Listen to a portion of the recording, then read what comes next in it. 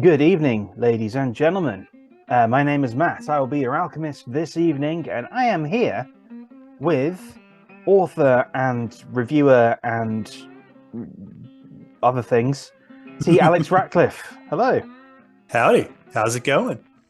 It's going well. I think we've stumbled upon a strange algorithm in the universe where my amount of free time is specifically calibrated to trying to arrange this interview. Hey. Well, I'm not the easiest person to get hold of, regardless of where you are. Well, things keep popping up. It's like I was trying to. I was like, oh, I have loads of free time right now. I can totally arrange this interview finally with with T. Alex Ratcliffe. And then as I do it, like 2 hours later, I get a call from the office saying, "Hey, can you cover someone tomorrow at the time you're doing that thing?" I'm like, all right, sure, Not too. fine. It's like having too much money. You're like, wait a minute, what didn't I pay? Something's about to break. Is the Yeah, car okay? Let me check that. Go all over through it. yeah. Is the toilet going to stop flushing? Did I forget to pay something? What's going on? Oh, Yeah. had that happen in my new house. That was fun. But fun is relative. Did you have to like fill up the back thing? No, I had to replace the whole toilet, Ugh. and it was we were replacing this old. The woman who owned the house before was an antique dealer, so this was an old toilet. Like this thing crossed the ocean on the Mayflower, kind of old. I love how her antique collecting extended to her own toilet. That's Extended to everything. The doorknobs in this house are those crystal doorknobs, and it's all wood. I mean, I love the house; it's beautiful, mm, but it's got no parking. And for where I live, that's absolutely terrible because everybody owns at least one or two vehicles. mm, right, right. Well, for people who don't know who you are, who are you and what do you do? Well, my name is T. Alex Ratcliffe. You can just call me Alex. I am an author of the Battle Game series and the Hapless Homesteader series.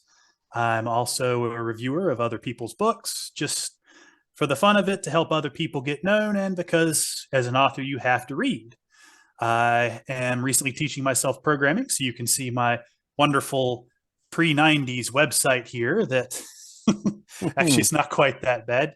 You can come here and see my reviews, which I actually have to update because I've done a few reviews since I have Mhm. updated this particular site. I've got another one coming out tomorrow for a book that I've been taking 3 months to read because it's just that complicated. Mhm. All right, and we have the two books here, and we're Mm-hmm. going to have them here as well. This is where you can get them. So we have Hapless Homesteader, which is the latest one, Mm-hmm. right? And we have Battle Games, which is the not latest one. Yes, but actually, it's about to get an update as soon as I can get this to the editor. So Uh-huh, okay. book two is done, and book three is almost done. It's just a Ooh. matter of being happy with them before I send them off. Mm-hmm. And Right, okay. as a fellow author, I'm sure you understand about. Well, I'm not terribly happy with this right now. Let's review the whole darn thing, and hey, let's change a bit here. And well, that's not right. Where was I again? Oh, oh gosh, yeah. You're getting numb flashbacks right now about that. But here's the YouTube channel as well. I'll make us tiny again. There we are. All Oh, it doesn't right. have the recent. Oh, that's popular uploads. Yeah, the Mm-hmm. I made a dip into doing light novels just Mm. because I got stuck on reading a light novel series and ended up reading the whole thing. So I had to do a review of it because I didn't do the book I was supposed to do that week. Mm. But that one's been fairly popular, I guess. Nice. All right. Yeah, it's always nice when you hit a thing and it just goes whoop. Yes, Oh. but I'm not sure I want to make my channel about light novels. They are fun. I do read them on occasion, but I'm trying to do more independent authors if I can. Mm. Yeah, it's like similar with so on the channel recently, I because we do TTRPG stuff, and we had the whole Dungeons and Dragons, Wizards of the Coast, blah nonsense that happened, Mm-hmm.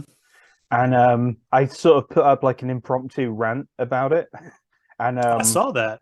yeah, and it went, it got like a few more because I think 'cause it was so much shorter, and it was topical. It got a few more views than we normally do, I was a bit like, oh, and then I was like, yeah, but I don't really want to do this again because I don't You want to don't. talk about it again.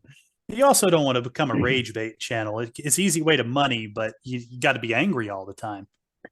Yeah, true. Yeah, I mean, and this is like this is something I'm actually, well, I say am. I was actually mad about. I'm not. I've sort of just gone like, ah, well, whatever. Plenty more fish in the sea at this point. But it Hmm. was like it did get me like hot under the collar. It was very annoyed about it. I really wanted to get into tabletops for years, but every store I would go to and the nights I had off, I did Magic and I Hmm. Magic the Gathering. And it was a choice between the two. And it's like, well, I've already got several $1,000s sunk into Magic, so I guess I'm not Hmm. getting into another hobby. Well, yeah, that's the thing. Yeah, that's the thing. Also, Wizards of the Coast, isn't it? Yep, that was Magic the also Gathering. that was initially the company started by the guy who founded Wizards. He's not there anymore. But I loved Magic for years, and I loved the Commander format. I played it for about 10 years, and they've been slowly ruining that over the past few years. So I So hear, yeah. yeah, I ended up selling all my cards, and I think I got out at about the right time. Oh, okay. Well, now you can start playing Pathfinder or something else. Oh no, I picked an equally destructive hobby. I started working out. Actually, I've been doing that for the past 3 to 4 months, and I just started actually running about 3 miles. I want to say about or not quite 6 kilometers a day, Mm, and that just you feel good that day, but the next day you just feel like garbage. mm. I went through a phase of running. Like I was trying to run 5K basically because I'm Hmm. not a runner at all. And I got to a point where I was being able to like run 5K, but it was just destroying my knees. Hmm. I'm like, ugh, this is, and also like it was making my back hurt, which that was a separate problem. I could probably get back into running if it weren't for the knees. I think I just got to work out something else. It's Well, something you got to have fun doing. I think swimming is pretty good, but I do like swimming. it takes a lot longer to like to swim for an hour. You're going to spend at least an hour and a half, with the swimming, the getting ready, Hmm. finding a lane, and it's kind of awkward to jump into a pool with a bunch of half naked strangers. So, Yeah, I suppose. Yeah, I suppose. Yeah. Well, coming back to sort of the editing that you were talking about there a mhm. moment ago. How have you found? I suppose both the battle games stuff and Hapless Homestead are part of series, Mhm. but they're both the first in their series. Correct. So how has it been kind of establishing your own canon and continuity and So, sticking to it? battle games and Hapless Homesteader are very, very different series. So, battle games is based on a professional international sport, which means that not only do I have to keep track of the rules, but I think at this point I've made about 14 different games that they actually participate in. And each game, in the actual game, they'll play three of these different events. And they're supposed to be in this canonically several dozen. And I try to introduce a new one into every game that they play. But the Hmm. biggest problem with that is that the rules can change mildly from country to country in which they play in. For example, Mm. in the first book, when they play in England, they play a round of bridges, which is a sport, or which is a kind of a king of the hill situation, but there's a bunch of different bridges that they have to fight over. They drop down from one to the other, they crisscross.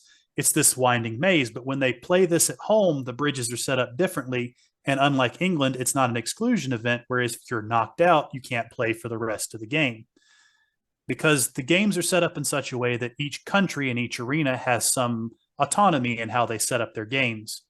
So the rules can be fairly drastically different from one country to the other. So a Mm. home team would have a big advantage. But then there's also the teams themselves because they can consist of between 5 to 10 players. And I think at this point I have about 20 different teams. And each Mm. each player has a name. They have a different weapon that they use. They've learned how to play differently. Not a lot of this stuff makes it into the book, but it's important to know when they're actually facing off against the main team or one of the secondary teams, which we see a lot more of in the second book. Hmm. Uh, Yeah, I find like keeping track of people is the main thing that has that just I don't know. It makes my brain hurt on occasion. Keeping track of like everyone in the Four Guard because the Four Guardians is now it's going to be 4 books mhm. and it spans across a country of people of networks of people in different social groups and different sort of social classes and like there's ministers and royalty and foot soldiers and like farmers and resistance fighters and clansmen and all sorts of things and it's keeping up with all of them is and like keeping up with in the Kodiak series keeping up with the crew of the Kodiak Mm-hmm. until like I think after the third one I finally just named them all. I was like, okay, we're going to make the crew roster, put it in the back of the book so for the reader and for me so I can Mm-hmm. see who's on this ship and then and then we'll go and then it'll be easier for me to go, okay, now they're dead and we're going to replace them with something or yeah or Now this is a person who actually exists on the ship. Okay, there we go, we can do that. you start to understand how George R. R. Martin feels and why it's taken him 10 years to write the next book in the series. I mean, to a degree, yeah, to a degree, definitely. It's like, let me consult the first volume of my character encyclopedia, opens giant tome, weighs 40 pounds. This is A through AB. Right. Yeah, yeah. At Mm. least, at least with yours, your characters just go by their name. I made the mistake early on of giving my characters their real name and their game name because Mm. they're allowed some degree of anonymity, so they can go purely by their game name. So every character has to have a second name that's related to something else that might relate to their team or not. Right. You Yeah, it try might not to. relate to the team or the nation that they're from. Well, yeah, like the Japanese team is called Team Oni, and all Mm. of the characters on the team are named after different Japanese demons or folklore because Oni means demon. So it's like, oh, let's pick some obscure ones. But by the second book and into the third book, you're like, oh Lord, I got to make up another team. What am I going to name them after? Right. I made Well, them. Sorry, go ahead. well, I had a talking of battle games. I actually had a question from Leslie Shue, who Shoot. she messaged me and she was like, "Have you done the interview yet?" I'm like, "No, that's it. I had to put it back there. Can you ask him something for me?" So, how do you work out the battle choreography for the matches in the battle arena? All right, so I have a safe where I keep the handwritten first drafts, and in this safe, I have little cutouts that have every member of every team on them, and it Mm. has the different paraphernalia that's used in the different sports, and each little cutout has what the character plays, their position, and their weapon. I use these on a large D&D mat that I bought years ago, and each character has their own specific rule as to how fast they can move, how they attack, Mm.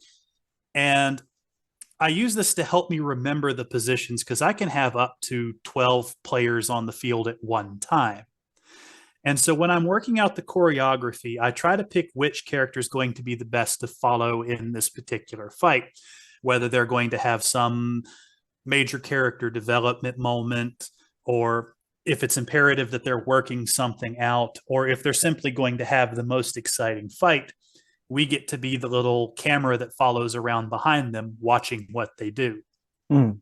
And this can change from fight to fight because the main team has 7 people on it, and we're not always going to have the same players participating in each fight. Mm. And it can be they stick together or they might not. I find, however, I end up sticking to 2 characters more than any other, and that is Gus and Ashley, because Gus has the most character development to go through as kind of the naive newcomer to the sport. And Ashley has a lot to go through because she's just a little rage filled tomboy, which I find fascinating. So Mm. she's still my favorite character, though I try not to favor her too much because there is an endpoint I'm trying to reach. Mm. Okay. So do you So with that D&D map and with the character, do you roll for their actions as well to determine how successful they are? No, the fights, I know how they're supposed to turn out for at least most of the fights. Hmm. Um, but I don't want it to be. There have been fights where they've been playing, and I'm like, no, they really need to lose this match because it makes more sense that they lose, or Hmm. they're matched terribly based on what I know about the other team. And it's actually the reason I introduced the 2 out of 3 events rule, Hmm. where they have to win 2 of 3 events to win the game. So if I think it's going to be too bad for them, I can always introduce another round. And I'm real cautious with so at the end of the books, there's always the finals, and the finals is a single elimination tournament. So those fights have to be much more heavily choreographed than the earlier fights, where I can have them lose if I need to, or Right. have a player get injured where they can recover before the next game. So the final fights, the playoffs are always 4 games, and then there's a finals. So I really need to be careful what teams I pair them up against in the last 4. Hmm. And there are teams that we haven't seen in the book so far. I think the second book introduces us to 5 or 6 new teams. And it's a fun little thing to just create how they're going to be, what they're based around, who's on it. But I'm also trying to reuse some of the older teams. And Hmm. in the third book, I actually have a team that I have to put in the second to last round that was from a contest that I ran about a year ago, when I thought I was going to be done with the series by now. Hmm. So one of the things that I think to kind of keep it varied. Well, this is something that I haven't done in anything I've published, but it's something that I was looking at doing and something that I was writing, which I will get back to at some point. But I had to stop doing it because it was distracting me from the stuff I should have been writing. So I'd have like they would each have their own D20. Mm-hmm. I'd be like, so if there was like something about to ambush them or something, Mm-hmm. who's going to notice? And I'm like, let's see who notices. Like, so I would just roll the d20s, and whoever rolled highest would notice it first, and I'd be like, okay, right, there we are. That Because would be a and fun then one. yeah, well, it's like, and then you go, okay, so this character notices first. The rest of them are distracted by something, so they don't Mm-hmm. notice it, and it stopped. In my mind, it kind of stopped. It almost stopped me favoring characters. Mm-hmm. Um, Particularly because in that there is one point of view character who is sort of hapless, and then well, actually, they're all kind of hapless. So the idea behind that is so that's I may need to change the title of it because I don't want Wizards of the Coast to sue me, and they probably will. It's called A Kobold's Tale, and Mm-hmm. it's about like these tiny pathetic creatures that basically are kind of thrust out into the world. So Mm-hmm. one of them is a prince, and there's like the royal family basically like under the dragon Mm-hmm. is massive, and the queen the queen kobold dies. Mm-hmm. So they're like, okay, someone needs to take over, and it's going to be one of this myriad of children, and the one that the dragon picks is the idiot who is, and they're all like, no, we can't have him, no way, he can't be the king, he's a moron. And they basically decide to like send him off on an adventure into the outside world, but because he's such an idiot, they're like, they basically send him out to die. They're like, Mm-hmm. okay, he's going to go out on an adventure, and he's such a moron, and he loves adventuring so much, he's just going to just get himself killed, and we don't have to worry about it after that. And And I take it he's going to luck his way through all of this pretty much. well, like other sort of kobolds in the tribe go like, Mm-hmm. that's a great idea. We can get rid of useless people as well. So they basically they end up like kicking a bunch of useless, really like kind of dumb and pathetic kobolds together into Mm-hmm. this adventuring party and sending them out into the world. And yeah, I'm about halfway through that. It's kind of like a it's kind of like a soft exile. No, that's nothing but adventure and joy awaits you. Lock the door behind them. Yeah, exactly. Yeah, yeah, Uh, yeah. And at some point, I'll get back to that. I don't know I've when. We'll find out. I, I've got two stories like that as well, but I keep telling myself I can't finish new books till I finish old books. Right. And some days I'll just be like, well, just I can just write a little bit about the background stuff. And so now I've got this huge folder on one of my drives. It's just like, oh, here's all your writing stuff, and there's like 6 different books in there. Mm. And Yeah, it's I've got some strewn around on various USB drives. well, then think, I've and also on like got my older laptops as well, I think. I've also got my stack on my shelves, which if my camera ever comes in, I can actually show somebody one day Mm. of the handwritten ones that I've started but haven't finished yet. And it's just about, what is it, like 7 notebooks high right now, just kind of parked on my shelf because they aren't done enough to make it into the vault yet. So, They've not graduated to Vault. well, it's fireproof vault in case the house catches fire, paranoia Mm. that every writer goes through. Oh gosh, yeah, yeah. It's like a device being stolen or the house catching fire. Yeah. I just have USB drives in my safe and on like around my neck and in my car, and they're just perfectly fine and safe there. Backups upon backups upon backups upon backups. Yeah. And then on my computer as well, just in case. You never know. Yeah. It's like I Yeah. want to Yeah. build a server and hide them on there too, because that's going to sit right across the room. No way a fire is going to spread from my computer to my server that's right across the room from it. Could you put the server in the fireproof safe, or is it going to be too big? I don't know. My office is actually pretty big right now, but so currently I'm staying with family because I was helping them get this house. Mm. And now their house is here. It's pretty well established, and it's possible that another member of my family might need it more. So I'm actually going to be looking for my own place, but I really hate rebuilding my office so often because it's where I record. You got to put up the soundproofing. Mm. And as you can probably tell, this room's a little bit too big for what I currently have. So I need to Right. build some more baffles.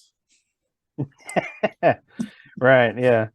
I need to my setup has always been very portable for like recording and things. I mean, obviously I took it to Poland with me. I only managed, because of time, I only managed to like record I think 2 or 3 videos while I was over there in like 3 months, which was not good. I've recorded more videos since I've been back in the UK, Mm-hmm. and I've been back in the UK for like a month. So Yeah, I it's know what you mean. It's over the winter. I started doing some programming certifications. I'm like, well, I've got a few books I want to read and do reviews on. Like I started the first book in the Malazan series because somebody talked me into it, and oh my gosh, that was a mistake. Do not start that if you have anything else you have to do in your entire life, especially if you intend to finish it, because it's not a bad book, but it is the densest thing I have ever read in my entire life. And I had to read through it twice. And I'm like, okay, I'm not, the first time I go through, I was like, I'm not going to consult the Wikipedia. Everybody says consult the Wikipedia so you can understand what's going on. I read through it a second time. I got to consult the Wikipedia. So I finally got that review done because I'm not about to read that thing a 4th time. yeah. Is It's it a, one of, I don't, sorry. it's like one of those things that it's like famous for people not understanding it. It is absolutely famous for people not understanding it. I start off the review by reading a 1-star review and a 5-star review, and both of them say about the same thing. I got to the halfway point and thought I made a huge mistake. And the 1 stars are all, I started reading this and I got like halfway through it and I can't stand it anymore. I ain't reading it no more. And then the 5 star are all the people who went back 6 months later. It's like, yeah, I feel like there was something there. So I picked it up and read it again. And hey, this is great. This is my favorite of all time. I love this series. And I'm like, okay, I have to see what's going on here. This guy's got like, I say it wrong in my review. I said he had 15,000. I meant 1,500 5-star reviews, which is more people than have even heard of me. And I'm like, okay, I have to see why all of these 5-star reviews are like, yeah, this was hard to get into, but I'm glad I went 1,000 pages in. Jesus Christ. How long is the book? I did the audiobook so I could listen to it at work and while I'm, out running and stuff like that. And I think it was about 26 hours. Ooh, okay. That's that's a book. That's a beast of a book. It's one of those that makes me glad I have Audible credits and didn't have to pay the $44 this thing was wanting for cash. Jesus, yeah. Is that Gardens of the Moon? That's Gardens of the Moon. It's, if you've got the time, it is, and if you're going to do fantasy, I strongly advise reading it. This guy, the way he writes is amazing. Because, like, how a lot of newer authors, they have problems with dialogue tags, maybe putting a little bit too much in there, describing things a little too much. He's got this stuff down perfect. Very few dialogue tags, but who's always talking. The sentences are beautifully structured, very detail rich, but that's half the problem. It's like you've got this massive chocolate cake and it's full of candied fruits and sprinkles and little candies on top and little packets of liquor and stuff like that. It's good, but it's so rich and so dense, it's hard to parse it out. And I'm like, I have to read this. I have to do a review of this just because I want to see why people love it so much. Yeah, book 1 of 10. No, that's book 1 of 10 in the main series. There are like 11 supplemental novels that take place in the same universe, but aren't part of the main story. Good grief. And people loved, and the thing is, this is almost as popular as like Game of Thrones and Lord of the Rings. And how on YouTube there's lore channels devoted to those. Not a one developed to Malazan. Not a one. It's just too much. This thing has gods and creatures and races and all sorts of crazy stuff.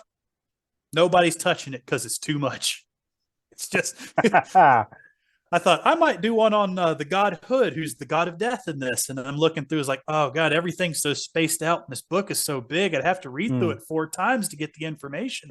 Yeah, that's almost a shame. It is. And from what I understand, it was meant to be like a D&D thing before he turned it into a novel. But it never got developed. Okay. I mean, that's okay. That sort of makes sense. I mean, that's where some of mine come from, where another one in progress has come from, which may get finished. Which will get finished, but I don't know when. Oh, everybody wants to do a fantasy, and I believe everybody should. Because I think they're fun. I like to see the weird stuff people come up with. They are fun. I mean, it's what I started with. I started with fantasy because it was so much fun, and and that started out life as like an animated series, which would never be made. So I was like, oh well, let's just make it into a book, because imagination is the best director, basically. So I can just do it that way. That can be a hard transition. Like, I've seen too many books where you could tell the author wants it to be a show. They want it to be a movie, but they aren't treating it with the respect it needs as a book to make it a good book. They'll give you things, it might make sense in a movie. You could tell what they were seeing in their head, but they're just not conveying it properly on paper. But writing is a learning process. Your first book is always going to be your worst book if you actually care about the format. And that's why I try to give everybody at least a few books in before I really pass judgment on whether I'll keep reading them or not. With a few exceptions, but I'm not going to name them here.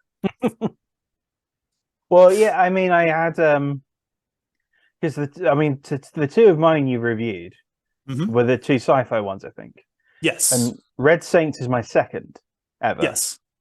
and Eye of the Universe is God. I actually don't know. It might be the fourth or fifth. So I'm going to say Eye of the Universe is by far my favorite that you've done. I love that book. That is, I liked the atmosphere, the not really sure if he's going crazy or not, or if he's seeing the stuff. And after reading Red Saints, I think he might have actually encountered some of this weirder stuff, Mm. maybe.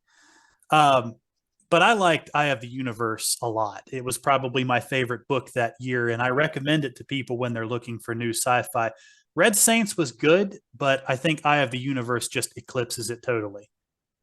I think Eye of the Universe is much more. I think it had a lot more. I had a lot more motivation to write it. I think because it was an idea that had been knocking around for a bit, but I was a bit afraid to start it because it's so. I think it's just such a it's got such dark implications to it. I think, Mm-hmm. and it's But such a it, kind of personal story. It's like, oh God, if I start writing this, it could be. And then Lee on the channel just like, just write the damn book. I'm like, all right, well, yeah, I should really write the book. I thought It's it was really good, but you can tell you really liked the story. It's one of the reasons why I haven't finished book two in the Hapless Homesteader series. I was getting to the point where I wasn't liking where the story was going. I wasn't looking forward to writing these anymore. mm, Okay, I'm going to stop right here and I'm going to revisit it once I've had some time to cool off and get a little distance from it. It means I'm mm. going to have to reread the whole series again, but then I'll be able to pick up where I think I need to. Well, like book burnout is a big. It's something that people don't actually talk about that much when you're actually writing a book, and you're just like, you just get bogged down. And you're like, I need to step away from this for a bit. Mm-hmm. Well, I like the if you're anything like me, you've played games in the past, and I used to be a big fan of old school Blizzard back when they had the philosophy: the game ain't done till it's done. We aren't Hmm. releasing this until we're sure we have a good game. Granted, that probably cost us a really good Diablo 3 because by the time they released that, I think it wasn't awful, but Mm. it wasn't what I was expecting. And I used to love old school Blizzard, so I decided that's how I would, if I did anything creative, that's how I would approach it. It wasn't done until it was done, Yeah. because I would rather release something I was really happy with 5 years apart than release something that I'm like, no, no, this I didn't like how this played out. I didn't like how these characters exchanged. I don't feel like that was the story that needed to be told. Mm. Yeah. It's better to do that approach than the Bethesda approach, which is just release it half finished, Yeah, like but unedited. I ain't gonna lie, I've bought a lot of half-finished Bethesda games, and I'll probably continue to buy some half-finished Bethesda games.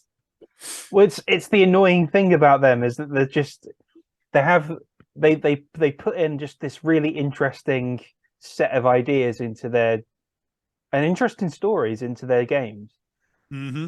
and then but it just gets to a point where like New Vegas is. I mean, that wasn't them; it was Obsidian, but Yep. um,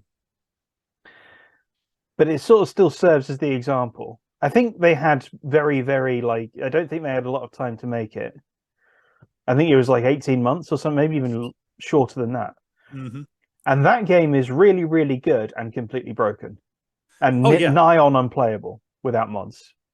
that's the thing. I love New Vegas. It's my favorite of the Fallout series, and I think four could have probably beat it had they focused a little more on the story. Mm. Because four disappointed me, and Yeah. the DLC for four was just mediocre at best. Well, it seems like they only released one that was worth anyone's time, and that would have Mm-hmm. been is it Point Lookout or is that from three? I almost forgot Point, the one where you go with Nick Valentine to Yeah. the kind of Dagon-ish little. That one was actually pretty good. I forgot about that one because now when I play Fallout 4, I don't even bother with it anymore. What I got back into Fallout 4 recently. What I keep doing. I don't know why I keep doing it, but I keep like restarting it. I keep going like, yeah, I want to try something else now, and I don't And know what I'm looking for exactly. I bet you do the same thing I do, and you end up falling right back into what you did the first dozen times you've played the game. Well, I'm trying not to. So I get to like so I'm like I'll try a sniper this time, even That's though what I that's what do. I've done most of the time. And it's like, okay, so it's not all right. Okay, I'll try like a melee guy this time with like a switchblade or something stupid. And And then I'm like, you end up dying. It's like, well, we're going to take this a little further out. And by graduation, you end up being the sniper again. well, like I always do the same like things. I go like, okay, I'll do the Abernathy farm thing and go to the satellite station Mm-hmm. and deal with that, and then deal with like the flooded quarry thing. I'll deal with that. Mm-hmm. Go rescue Preston, and then I'll loop around again to the quarry where it's now Mm-hmm. like drained, and deal with all the raiders in there because that can be tough. That's like a Yep. tough like, and it's something that's easily missed Oh, yeah. because we'll just drain the thing and then whatever, we'll move on. But you drain the thing and it turns into this whole like raider base. Like, oh, okay, Yeah. I'll go deal with them. And then I'm like, yeah, that was cool. Let's try a new character. Just like, why not? Just try a See, new character. I recently, and I hate to say this because I finally got out of it after years, I kind of went back to World of Warcraft because they launched Wrath of the Lich King Classic. And I'm like, ooh, Hmm. that's when I was having the most fun with it. So I jump back on, build my little Draenei Shami, and I'm like, okay, I want to round around and start making all this money again. It's like, no, I actually need to get off here and do some freaking work. I've been playing for 12 hours. So, That's yeah, and that's a game that escaped me. I think it passed me by. I don't think I had so a good enough computer for it for a long, long time. I really shouldn't play World of Warcraft. So when I first played it originally, I actually got a ban from World of Warcraft saying you are illegally manipulating the World of Warcraft economy. And I wasn't because I would get on and I would go get all the trade goods trying to corner the metal market. Hmm. And I would spend hours just mine out, go sell, put it on auction house to the point I was buying out other people who were bidding below me and setting everything at my price. So I was basically racketeering. And it got to the point where I've got this little, I think the top level was 80 at the time. I've got this little level 60 character that's forking in several thousand gold a day because I'm not even leaving the city anymore. I'm just buying other people's crap off the auction house and setting it at my price. Yeah. And so I get this email from them, and I got to go through their terms of service going, no, I didn't do anything wrong. You see, right here, this does none of it's illegal, nothing. So they had to reinstate me. But then after that, I moved to Eve Online, which actually encourages that kind of behavior. So, but I'm trying to just stick to the writing, and I'm not actually playing 12 hours a day. I got one day in my week I allow for me just to do stuff, and that's my day I play World of Warcraft and Mm. listen to people play Dungeons and Dragons or Warcraft RPG on YouTube. It's just my day to veg out. So, Mm. Nice. Yeah. I'm trying to well, at the moment my days are like write some of the finale, mm-hmm, and maybe like I'll do that mostly, and then I'll be like, okay, now I'm gonna try and tangle with like a one-page RPG that I'm trying to write, and trying to format it and keep it on one page and make it make sense. good luck with that. Yeah, it's a balancing act. I've so far managed it a total of one time. Well, I mean, technically two times because one of them was one of them was like the intended to be the one-page version of Lee's system, and Mm-hmm, that works. But the other is the other one is like a detective one, and I mm-hmm. managed to keep that on one page. Just keep it on one. Now, It's like move the font, shrink the font, move this is this for up here. running. This is for running an RPG, right?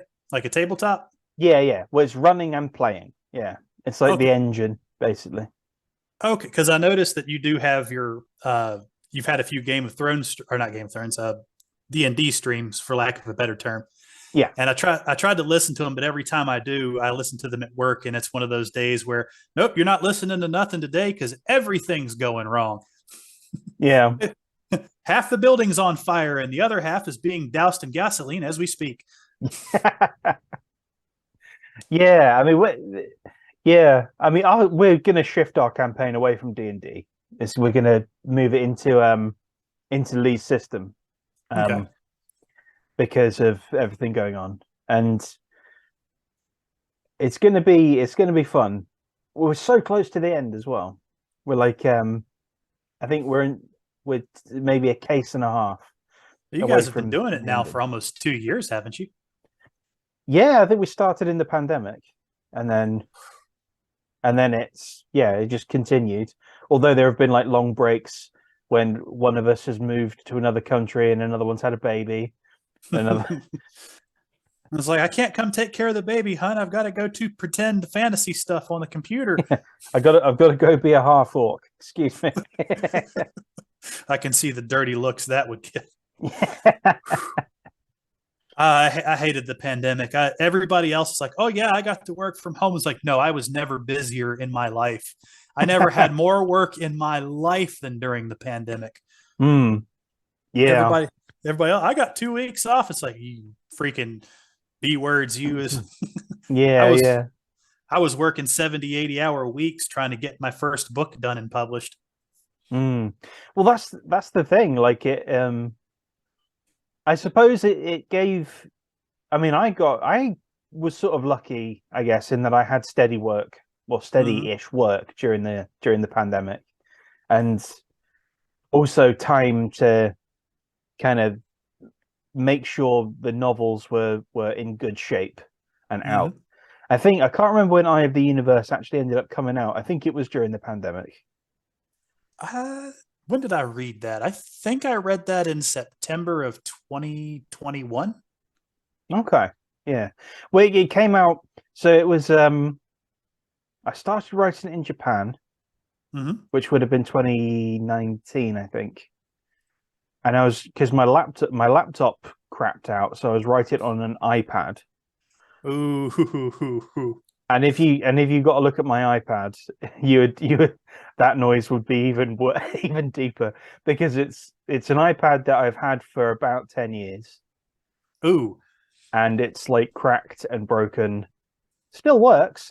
This is before the planned obsolescence of all Apple products. right.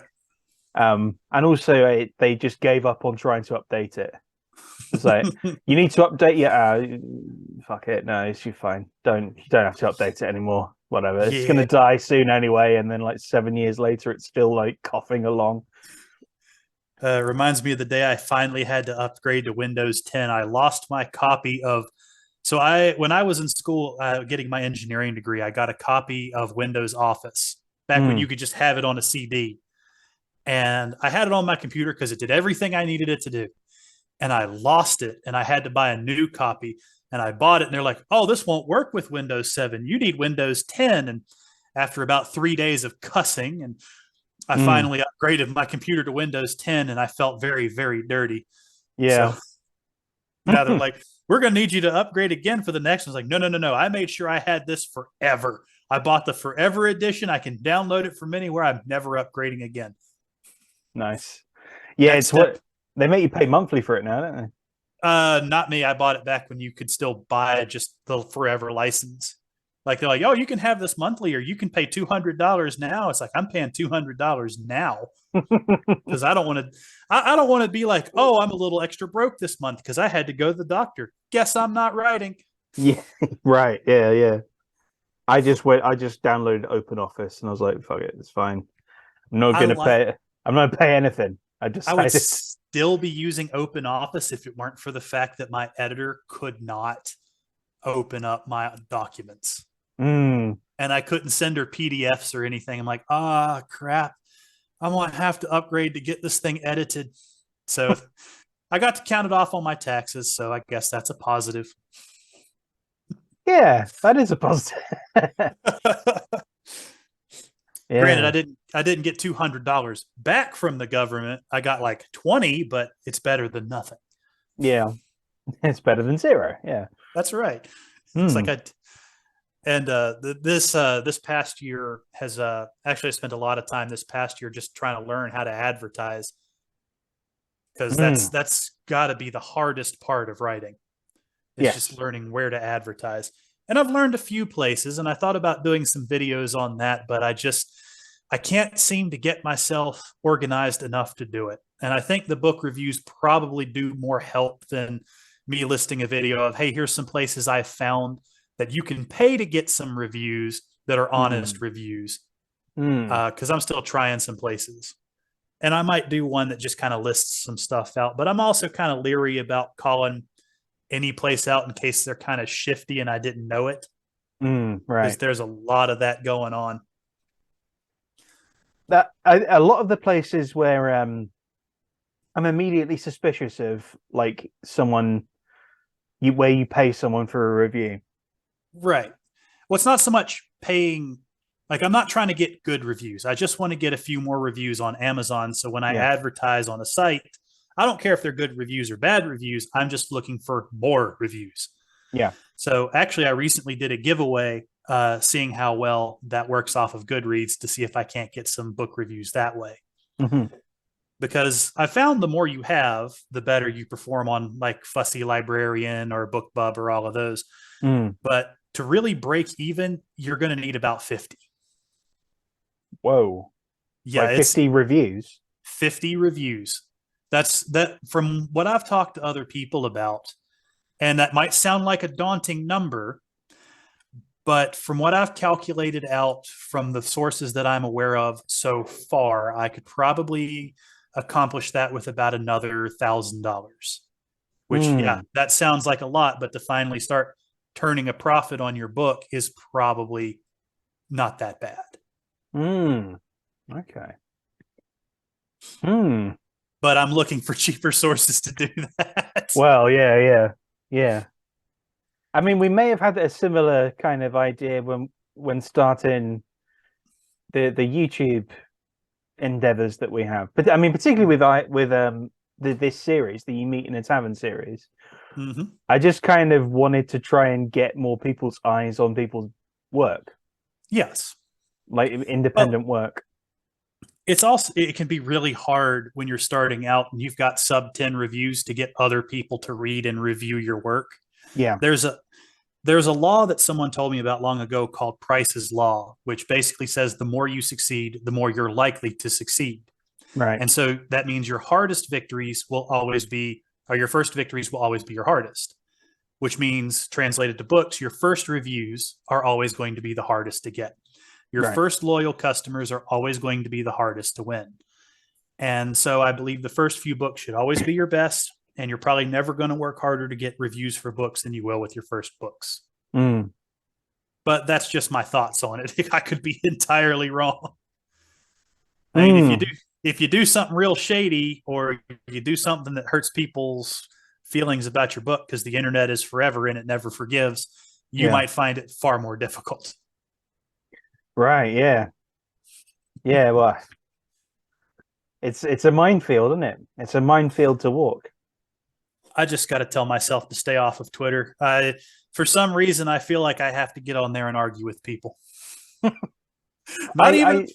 I I've tried to be on Twitter a couple of times, and I just it's such a it's such a cess. But even now Oh that yeah. Daddy Elon has taken over, and Yes. although there's rumblings now of massive discontent, and that it hasn't really changed at all, and that none of the things have changed. Um, I'm just like, I don't really. It's still, you're not getting rid of those same people who are on No. it that are making it such a horrible place to be. Well, I think so. I'll get on mine sometimes, and I'd get on mine's more, but the actual phone app is just doesn't agree with my phone. But because mine's is tends to be a much friendlier place, if not the most politically advantageous place. Mm. But to let you know how toxic Twitter is, I've been having people trying their best to just insult me and argue with me for the last 3 days over some comments I made that weren't even on a political topic. The topic was the imperial system versus the metric system, and how both sides, no matter what rationale you use, absolutely positively hate the other system. And I'm a trained engineer. I know how to use both systems. I know the advantages of both systems. I like the imperial system a little bit more because it feels a bit more like magic because it's got such weird names. Yeah. Like a barrel and a half is called a hogshead, or it's like we've got really weird names and they're really specific to certain professions, and I find that absolutely magical. I think it's fantastic. I feel like Britain would break these people's brains because we use both. We freely use both. Well, it's because that's where they came from. Yeah, we use meters and centimeters and miles and acres and pints. Like, the one I love to break people's brains is you have an ounce and then you have a troy ounce, which is used exclusively for precious metals. And it's 12 troy ounces that make a pound and 16 fluid ounces that make a pound. Why aren't they all the same ounces? What's going on? Why is the system so broken? It's not broken. It's magical and wonderful and respected. Yeah, breaks people's brains like infinity breaks people's brains. So it's funny to me that these people who are pure metric, they're like, this is the scientific choice. It's the one that people with big brains choose. And like, our system has people regularly using base 8, base 12, base 16, and sometimes base 2.53. And you're trying to tell me yours is the one for big brains. You need an IQ of 112 just to understand our system. Convert between units. It's just, if anything, I find the imperial system is just more fun because of the names and the bonkers nature of it. Well, you're also using units that were invented by professions and kings, and I think in some cases the actual church, and they're all just in this big hodgepodge, and converting from one to the other is hysterical. Like the same formulas in physics work for both metric and imperial. You just have to know how the units differ. Like you've got foot pounds, and we've got a unit called slugs. Oddly, we've got a unit called butts. I think that How many slugs in a butt? Slug is a unit of force. No, it's not force. It's like force over time. Yeah, I could be wrong on that. It's been a long time since I used it. And butts, I think, are 2 hogsheads, which hogshead is 2 barrels of wine. How many hogsheads in a butt? Oh, brilliant. I could be wrong about that. Imperial requires charts when you're using it if you're going for units you're not familiar with. How many hogsheads in a butt? 2 and lots of wine. That's lots of wine. And I like that we have ton, T-O-N, and ton, T-U-N. Yeah. And ton. So is ton, T-O-N-N-E, is that metric? I think that's metric. Yeah. I think that's like 1,000 kilograms. Yeah, it's precise 1,000, and then a ton is more. A ton is 2,000 pounds, and 1 pound or 1 kilogram is equal to like 1.8 pounds. So I think a ton TON is more than a ton TONNE. Yeah, slightly bigger, yeah. But then again, that's the thing about converting between the two. If you're doing something that has to be precise that you want to present internationally, do it in metric. If you're doing something you don't want reverse engineered and you want to give the Russians fits, do it in imperial. Yeah. If you don't want it to be ripped off by a Chinese company, use the imperial system. Little tangent here, and this is one of my favorite stories in regards to something like this. So during the Cold War, there was this theory that you could make rocket fuel using mercury. And we tried it in the States, and it was too unstable and too dangerous. So like, we're not going to do this. But the CIA is like, hold on a second. So they let it leak to the Russians that we had already done this. Oh And so the boy. Russians, using the limited knowledge they have, try it, and in the next few months, just factories start blowing up left and right where this was trying to be made. Oh And I think God. this went on for like a year or two uh, before the Russians actually figured it out. Oh Jesus. Well, now the CIA has to go steal the secret.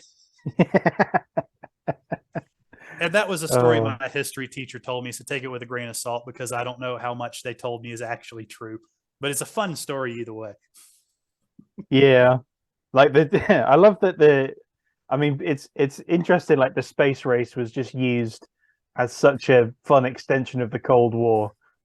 It's like we can actually blow them up without blowing them up, really, but Yes. yeah. Oh, I love the Russians' take on this. Is like, we're going to manage to get somebody in space before we actually make a life support system. That's completely secondary. Yeah.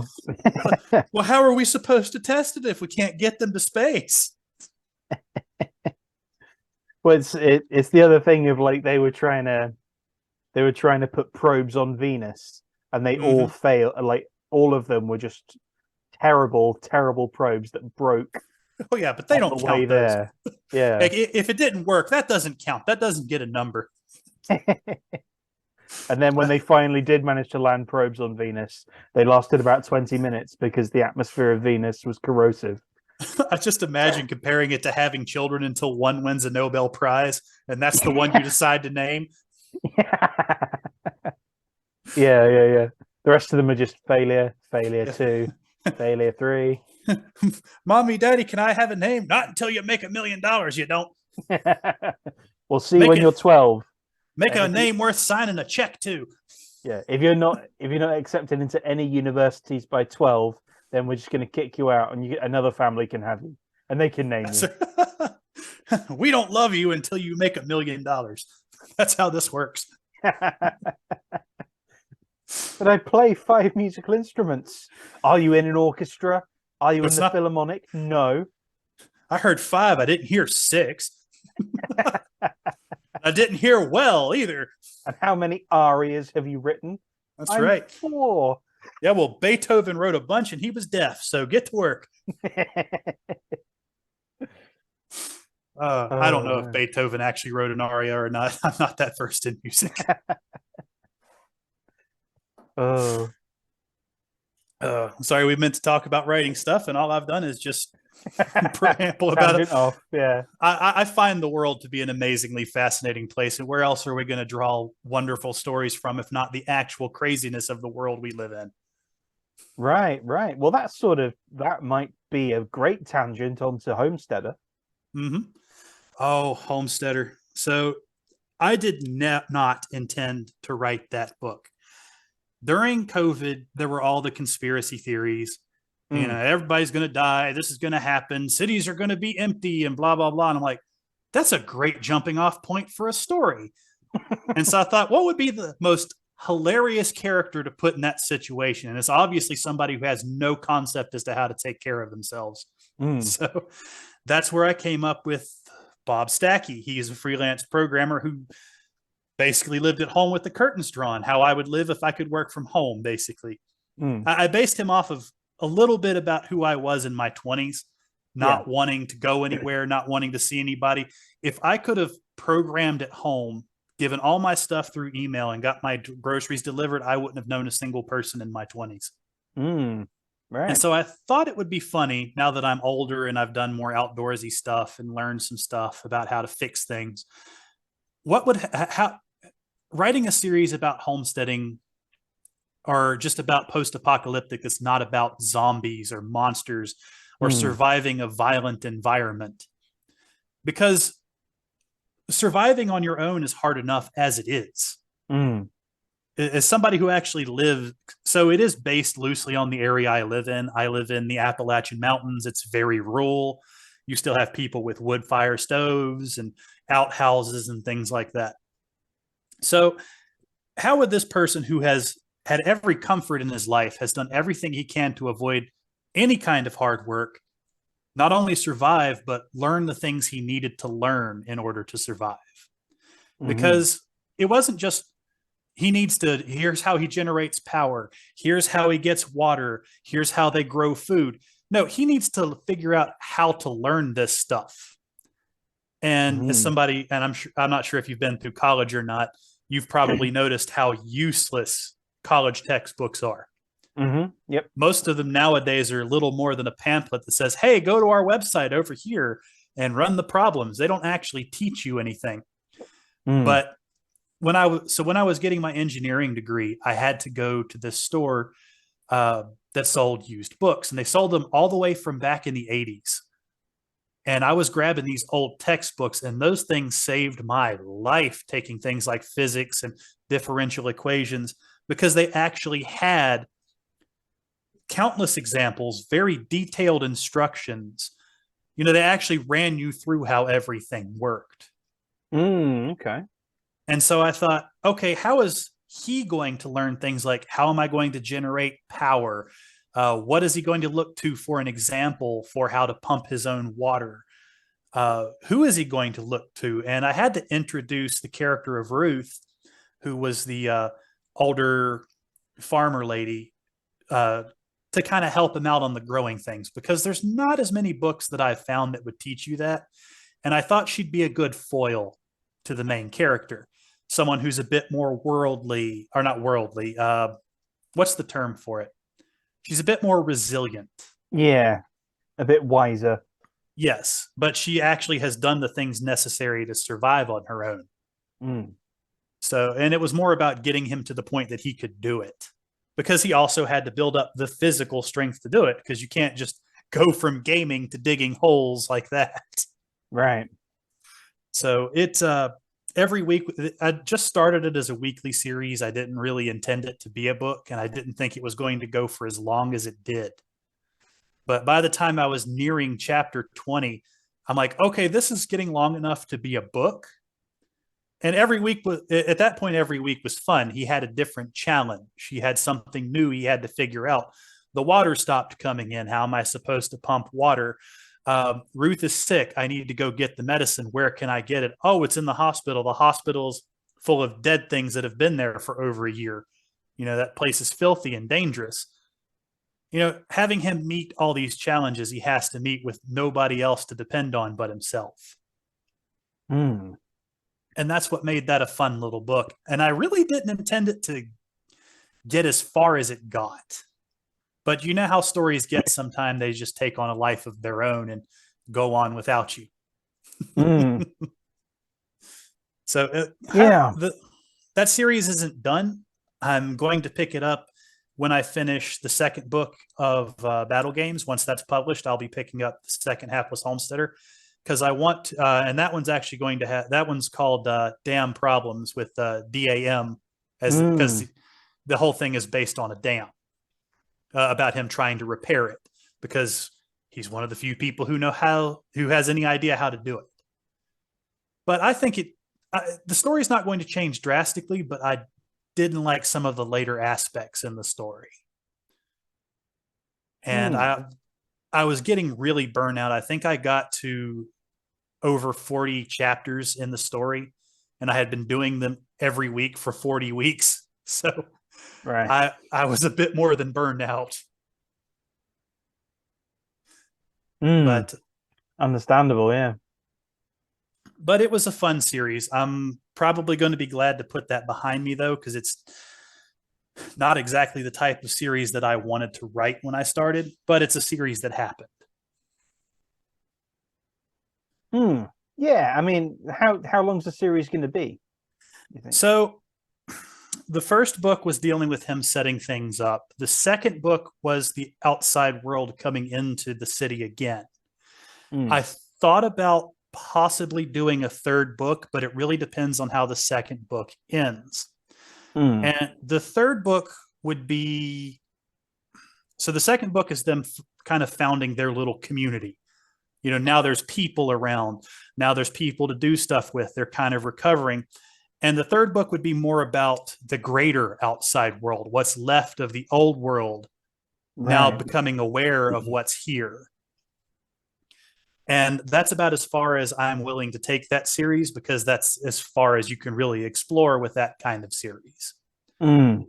Yeah, And without it kind of maybe potentially devolving into a Walking Dead type uh, thing.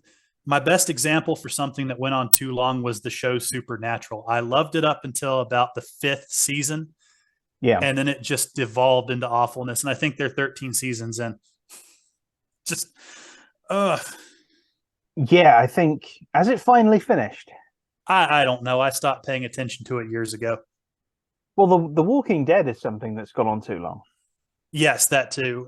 Well, I got the first comic on that, and I think I watched the first three seasons, and I had to stop because Mm. that show is depressing. It'll ruin your day. Well, I mean, the thing, the comic is also depressing. Oh yes. I think I got to. I read the comic for a while. I read the comic past the point that I watched the series. Mm-hmm. Um, and it was interesting how they managed to kind of come up against. I think I probably gave. I think I probably read the comic maybe two compendiums longer than I should have. Because it's one of those that just continually beats you over the head Yes. and is also kind of dull. So I'm watching the show, and I think I read the first compendium, and I'm getting in there. It's like, why has nobody tried digging a moat? Like, just a hole in front of your home would stop all the danger of these zombies, people ramming trucks into your wall. Why does Yeah. nobody remember siege warfare? Build a freaking moat. Yeah, I mean it's only it I think it's I think it's only when they get to like maybe I still don't think they've dug a moat. How I'm sorry, how stupid is it that it's taken these people years to figure out the most basic of defenses, which is having a big hole between you and the person who's trying to kill you? It's But I mean they just about worked out walls. oh, Well, they started off with fences in the yeah, prison, and then they're like, something the "Oh, zombies fence." can see through. Yeah, oh, Yeah, that's the perfect. zombies can see through it. The bad like raider people can shoot through it. So it's an imperfect solution. And then they graduated to walls, and I'm not sure they've quite reached moat level yet. Just the thing is, they could have probably got the moats first, or just even put like pit traps outside of the gates, just interspersed in the woods and stuff, and just go Mm. clear them out every once. And I think there was one group that did that, but then they all got killed by the main characters. So at least in the show. Yeah, well, this is one of the. It's one of the things in like I go back and forth on zombie fiction on whether I'm into it or not. I don't know. Like World War Z, I really thought was good, like the book, because they Mm-hmm. actually dealt with. Oh no, it wasn't World War Z. It was the Zombie Survival Guide, where they were talking about like fictional Mm. zombie thing encounters and Mm-hmm. epidemics throughout history, and they had the Roman one where the Romans just completely annihilated them. It was just, it wasn't even close. No, I I could think, see that. The Romans were very militaristic, willing to do pretty much whatever was necessary to get the job done. and very I, well organized in yes, terms of their cohorts. And but they I were think like, we'll just dig two fire pits, like in a yeah, triangle, leave like a little gap in the middle to bottleneck the ones that don't fall into the fire pits, and then just cut them up as they're beautiful, coming through the bottleneck. It's like, perfect. and they barely lost a man. And it's like, there you That would go. take. I mean, it wouldn't take long before you eliminated the entire problem. So Oh yeah, well they did. That was the thing. They eliminated the because like they were like the Celts went against the zombies, but the Celts were wiped out by the zombies, and yeah, I then could they kind all of see came it. south, Well, I and they don't. were like, But with the Celts, though, with all the swamps and stuff in the area, I just can't imagine zombies having an easy time making it through a swamp. Like, no, no, yeah, there are some holes in it. Like there was another one, a really cool one, where I think it was set in Morocco or somewhere like that, Hmm. with the French Foreign Legion, were like holed up in an outpost, Hmm. and they basically gone to this outpost that was no, I think they holed up in the outpost, Hmm. and like zombies were walking across the desert toward them, and they basically ended up swamping the outside of this outpost, and they had to somehow survive. And then they worked out a way to like get around them and outmaneuver them because their supplies were dwindling. I mean, really, the biggest enemy of any zombie horde would be time. Yeah. I mean, Well, it's like you're walking through the desert. How are you managing? How is the heat not like making you rot more? Or I don't know. it's not just like they lose moisture. Like knowing anything about the human body, you start to understand why zombies are impossible.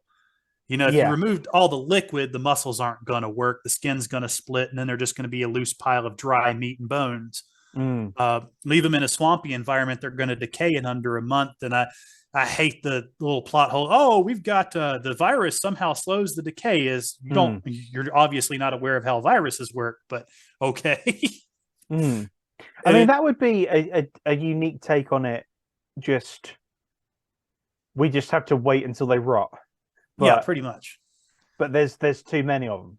So like, okay, we've got to be in here and we've got to be quiet, and they're going to break down the doors or whatever. Well, then the places that would survive would be like the really cold places, and Yeah. because a zombie outside is going to freeze. It's like, well, it's not going to move now. They're real easy to kill. Hmm. Yeah, yeah. But you'll miss But a few, and then in the summer they thaw, and then they come again.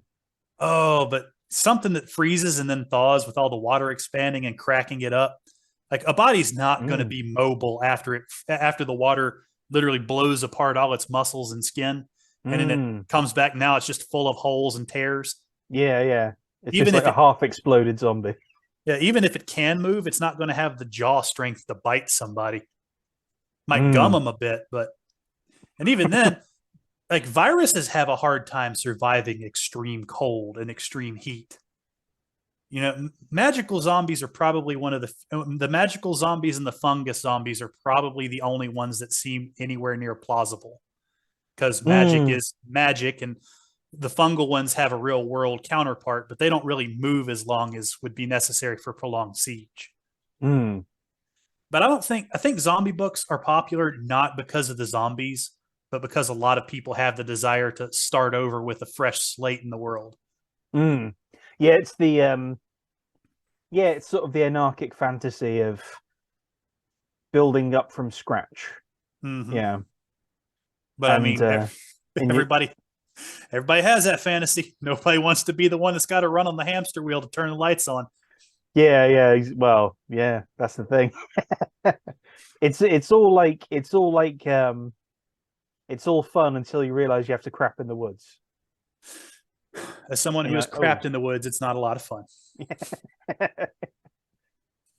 that's the only thing that like stops me from really getting into camping. It's like, where am I gonna in the woods? Yes, in a hole in the In woods, a hole in the preferably. woods? Yes. Yeah. Well, so a lot of campgrounds have latrines that you can go to, Yeah. which, as somebody who grew up with intimate knowledge of an outhouse, is not much better than a hole in the ground, because now you have the added benefit of there's spiders all over the place, and there might be a snake in there or Yeah. an animal of some kind. And if you really had to use the bathroom and you suddenly run up on a raccoon that looks at you and screams, Yeah, yeah. or whatever weird thing that wild animals do, well, you're not going to have to use the bathroom anymore, but you're not going to be quite as happy about it. Yeah. Well, there's the other thing of like going in a hole in the woods and a bear rumbling out of the bushes and looking at you as you're squatting over a hole. Like Yep. He's like, well, darn. just that knowledge. Oh, this is how it ends, is it? In the No, most embarrassing way possible, eaten by a bear while I'm having a shit. Okay, well, it great. depends. Well, you're either going to be running with your pants down or taken completely off, and now Yeah, you've now you're soiled and running buck naked through the woods. So yeah, I hope you don't step on anything, which you are going to. yeah, yeah. Speaking of which, nobody wants to run in the woods at night. Oh no. Oh, definitely not. No. And also, like, if I were like wild camping, I know I'd forget to dig the hole. Oh yeah. I'd be like, I put up the tent. The tent's great. Yeah, this is fantastic. Lovely spot. I've got nothing else to do. And then I realized later I forgot to dig the hole. You're going to do the cat thing and just kick a little footful of dirt over it, and it's like that's good Yeah, enough. yeah, Everybody else in the campsite, what's that awful smell? Because I had a bit of drinking the night before. Don't worry about it. The sun will kill most of that in a day or two. Yeah, or blame it on someone else. Blame it on a wolf. Oh, a wolf must have come through and What did that done wolf that there. eat? Oh, it smells like Rappelman's. That wolf came in and drank all the whiskey and then crapped on the floor. I just see some guy laying on the picnic table in the middle of the campsite. His pants are down. He's hung over. And someone's like, what is that awful smell? It's, I got to fight with a wolf. He broke in here and ate all our food and drank all our booze and took a crap over there. I hope you guys look for it. Let me get cleaned up a bit. Actually, living in this area, you go to a few bonfires and stuff where the whole purpose is to build a big fire and drink. And so you run into that kind of stuff more often than you would think. I actually had a friend nearly burn down an entire forest because he did that. I'm not going to tell that story because I don't think the statute of limitations is up yet. All right. Well, I think we will. I think we'll wrap up there. So, where can people find you and find your things? All right. Well, one of the best places to find me is on YouTube and Rumble, where I upload my reviews, which I'm trying to do every week, but work takes precedence, and getting my own stuff out usually takes precedence because the reviews are more of a hobby than anything else.